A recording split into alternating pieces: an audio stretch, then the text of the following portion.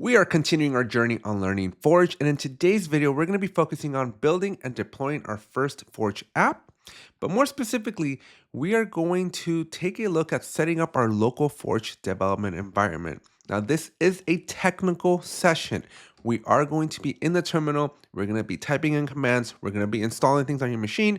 So make sure you have the admin rights, or make sure you are on some sort of a dev machine where you do have the ability to install and run commands from. If you haven't already, consider subscribing to the channel, drop a like, and let's jump into it. All right, so as I mentioned, we're going to be setting up our local Forge dev environment. So we're going to click on continue here. And let's see what we got to do. So by the end of this lesson, you're going to be able to create a free Atlassian developer site, set up your local development environment using Node.js, install the Forge command line interface, log in to the Forge CLI with your Atlassian API token, and download your favorite code editor. So let's start off with the first one, which is creating your free developer site. To install and test Forge apps, you'll need a free Atlassian cloud developer site. We highly recommend using a free developer site for app development and testing instead of your company's production Jira and Confluence instance. This way you can experiment freely without risking disruption to real teams or data.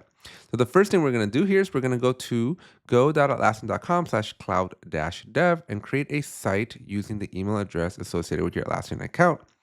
And so let's go there. And what I'm really curious about is how is this different than just having a regular Jira? And as you can see, we do get a little bit of a difference here because we get a bundle. So it's not just Jira here. We're going to get a bundle of software. We're going to get Confluence for 5 users, Jira for 5 users, JSM for 1 agent. We're going to get 250 gigabyte storage, and we get advanced permissions.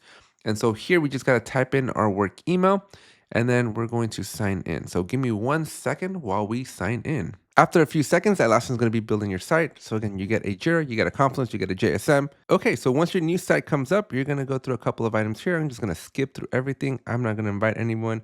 I just need a pure Jira and Confluence. I landed inside of Confluence. I'm going to want to be inside of Jira, I think, because I'm going to be making a Jira app, not a Confluence app. But for now, I don't think it matters. So let's go back to the material.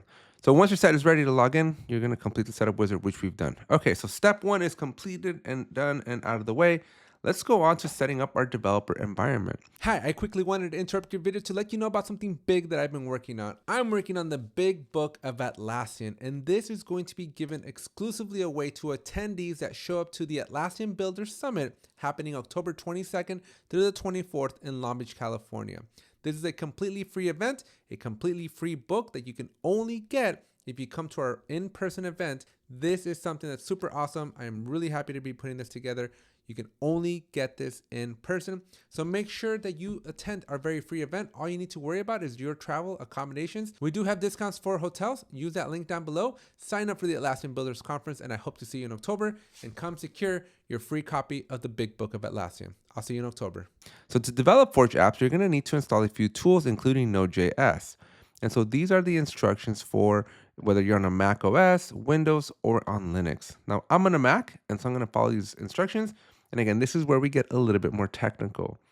So in order to do this, we're going to need to use the Node Version Manager, NVM, to configure the environment. So we need to install NVM. So I'm going to click on this link, and this is going to redirect me to GitHub. And again, this is where things get a little bit more tricky, a little bit more hard. And so I'm going to follow along the best as I can. It's been a minute. I do have a developer background. I do have a computer science degree, but I haven't coded in a while. As you can probably tell, I do a lot of Jira, not a whole lot of coding. So let's see what we do here. I'm just going to try to figure this out, and you're going to figure it out with me. So it's a little bit of a learning curve for both you and me. Okay, so to install and update NVM, you should run the install script. To do that, you may either download or run the script manually or use the following curl or wget command. And so what I'm assuming I need to do is I'm going to copy this. I'm going to come up to the top because these instructions aren't very clear, but these all look like commands. And so that tells me I want to be in the terminal. I'm just going to paste that in and hit enter and hope for the best. You may be on a Mac. You need to install Xcode command line developer tools. If so, this is now where the fun begins, right? So folks, this is where we now get to troubleshoot, right? We need to figure out what all of this means because things don't go correct right away. And if you're not into the game of figuring life out, then you're in for a very, very rude awakening, because coding is not trivial, and these commands are not going to be trivial for us. So we may be stumbling through some of this. We may be having to Google things, which is what makes this stuff hard, right? This is why not everybody makes apps for their environment. So this is telling me that since I'm on a Mac, I need to install the Xcode command line tool. So to run, so I'm going to run xcode -select -dash install. And I'm going to see what that does. See, when I ran that, that started this thing. So I'm going to click install, and I have to agree. And I'm going to install this Xcode. Now, in case you're not aware, Xcode is just like the Mac version of, I don't know, like Visual Studio, I guess is the closest thing. It's a developer thing that allows your computer to do developer things. And it's made by Apple, and it's pretty popular, especially if you've ever done like a Mac app or an iOS app. It's the tool that you use, but the tool also contains a bunch of libraries. So Xcode represents not just a front end tool, but a bunch of libraries and a bunch of stuff. So we're installing some stuff right now, and it's just going through the install process. So let's see what comes out the other end. Hopefully we can move forward, because like I said at the beginning, if you get stuck or frustrated by this, you kind of need to lean into it. You kind of need to embrace this, because this is not easy, right? This is very, very tricky. And if you've never done this, you might be overwhelmed by like, oh my gosh, what am I looking at? Like, what is all this white text going across the screen?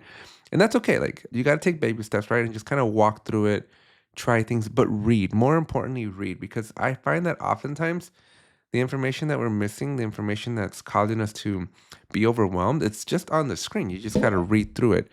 And I just find that when you read through the messages, you Google what you're seeing on the screen, maybe even have ChatGPT on the side and go, what is this? What is this telling me? What does this mean?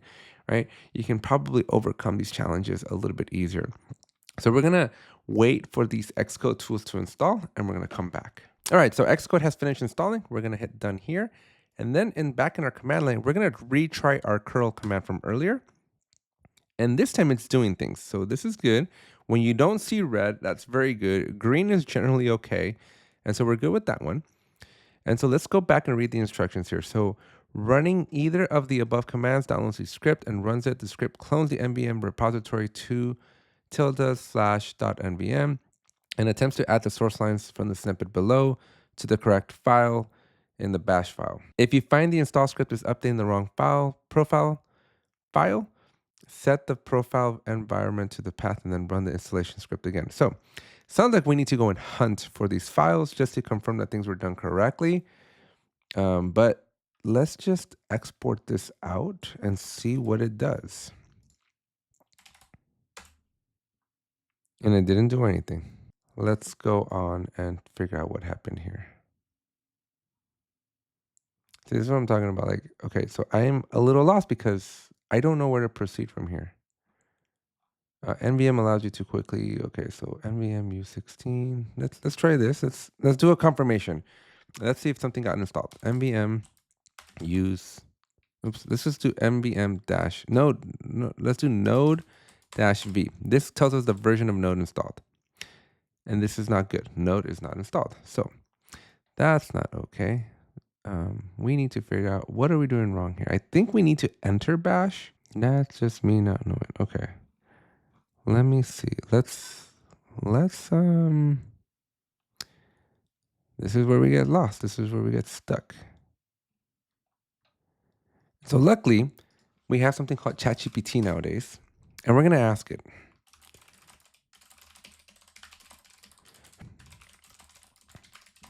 Okay, so we're going to go and grab the command that we installed here. And let's ask ChatGPT, what do I do next? You just installed NVM. All right, so the installer profiles, okay, so these are the same files that it said it was supposed to modify. And so do one of the following. All right, so I'm going to pull this to the side here. Actually, let's keep it here. We're just going to be toggling. So you're going to be toggling with me. And so what we're going to do is we're going to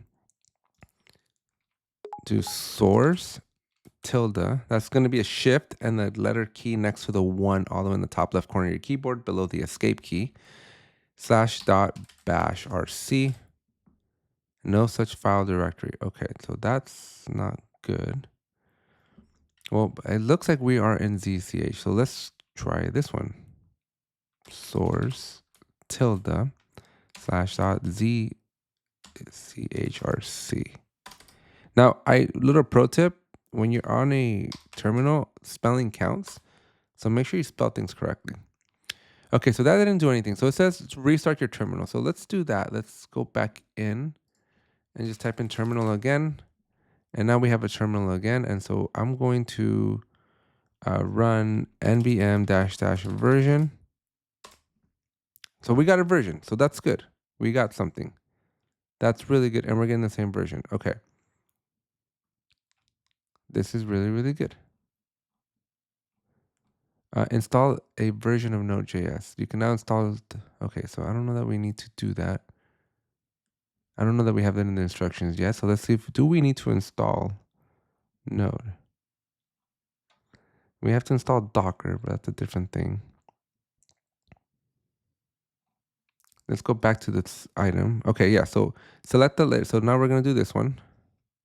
So now we're going to go to the command line, hit that. Uh-oh. It didn't like it. nvm install use -- LTS. So unrecognized option -- LTS nvm. Did not like that. So let's just do this one. Let's see if there's any differences here. Select the latest Node.js. Okay, so I think, hopefully, maybe ChatGPT is better than the instructions. Let's find out. Okay, so this installs something. So this is good. So now we're installing Node.js, long-term release. That's what this LTS is for, long-term release. So we got that. And then we're going to check our Node version. This command outputs your Node version. If the number is not shown, then the installation failed. Skip this step if you've successfully completed the previous step. So you can install Node.js using the macOS installer. However, this results permission errors or when working with the Forge CLI. If you must use this installer, you'll need to enable unsafe permissions on the Forge global package. Okay, so this means this is us downloading a file from the internet, the more traditional way of installing things, but hopefully we're good. So all we're gonna do now is we're gonna run this command to check our version of Node once this is done. And it looks like it's done again. Red means bad, green and yellow. Green means good, and yellows are usually warnings. But okay, we have a version 22.17. Not sure if that's the latest version, but we have something. And so we're good. So let's proceed. So we are good. It just says we need a version, and that's fine. So now we're going to go to do the Forge command line interface. So how do we install the Forge command line interface? So to do that, we're going to do this command here. And see, folks, how I was able to use ChatGPT to get unstuck. I was getting a little worried there for a second, but that's what you do. When you get stuck, put it into ChatGPT. ChatGPT is such a great tutor, right? It's a great teacher. It's a great teammate that just sits there next to you and kind of helps you out whenever you're stuck. And so now we are doing the npm install -g for Forge CLI. And so we have something installed. We're going to do that recommendation. We're going to do npm install -g npm at 11.4.2 and see what that does. And some of these things you kind of have to kind of figure out. Some of them you don't. As you can see here, it didn't like something. npm fund for details. Nope, I think we're done. No, okay, yeah, we're good. Okay, so that installed. So I'm assuming, I don't even know what I'm looking at here. So I think we're good. We're going to do Forge. We're going to go to the next step, -- version, see what's installed there. And we have 12.0, so we're good. You should see a version number in the terminal. All right, we're good. So far we got npm installed, Node installed, and we have the Forge command line interface installed. So we are rocking and we're moving in the right direction. Next up is we are going to have to get an API token. And so we're going to go to this website here. We're going to open that in a new tab. We're going to log in, wait for the email. We're going to create an API token. We're going to call this one Forge Tech. And we're going to set it to expire in a year. We want this to go the farthest out because I don't want to do this again for a long time. So we're going to do 1 year from today. Hit the create button. And we're going to copy this. Make sure you save it somewhere that you're going to be able to retrieve it back later. Once you hit done, it's gone forever. So keep that in mind. Okay. So we're going to go back to our environment over here. We have the create a token. We got this Forge API token. Okay, I didn't name it that, but you can name it whatever you want. Click create, copy it to your thing. Okay, so now we're good. So from the terminal or command prompt, run the command Forge login. So you're gonna be asked whether to allow Forge to collect usage analytics. Allow, we're gonna click on yes. Okay, so how do we log in? Folks, we're missing a critical step here if I'm not mistaken. How do we log in? Okay, so so let's go to ChatGPT. Okay, and I'm trying to use the Forge CLI. How do I log in using the terminal? All right, again, the instructions at Atlassian, in case you're wondering, they're not there. So let's see what ChatGPT tells me.